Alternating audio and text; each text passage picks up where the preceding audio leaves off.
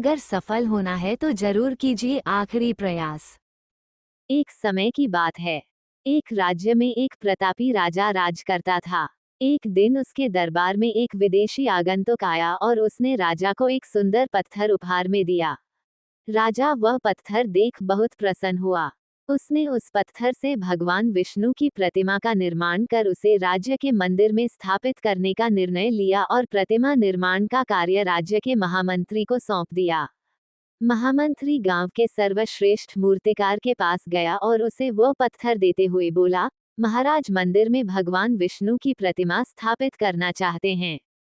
7 दिवस के भीतर इस पत्थर से भगवान विष्णु की प्रतिमा तैयार कर राजमहल पहुंचा देना। इसके लिए तुम्हें 50 स्वर्ण मुद्राएं दी जाएंगी।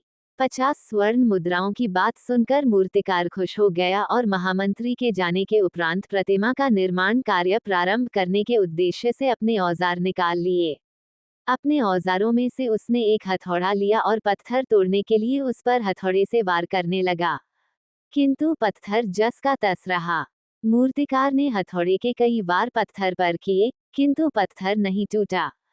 50 बार प्रयास करने के उपरांत मूर्तिकार ने अंतिम बार प्रयास करने के उद्देश्य से हथौड़ा उठाया, किंतु ये सोचकर हथौड़े पर प्रहार करने के पूर्व ही उसने हाथ खींच लिया कि जब 50 बार वार करने से पत्थर नहीं टूटा, तो अब क्या टूटेगा। वो पत्थर लेकर वापस महामंत्री के पास गया और उसे यह कह वापस कर आया कि इस पत्थर को तोड़ना नामुमकिन है, इसलिए इससे भगवान विष्णु की प्रतिमा नहीं बन सकती। महामंत्री को राजा का आदेश हर स्थिति में पूर्ण करना था, इसलिए उसने भगवान विष्णु की प्रतिमा निर्मित करने का कार्य गांव के एक साधारण से मूर्तिकार को सौंप दिया।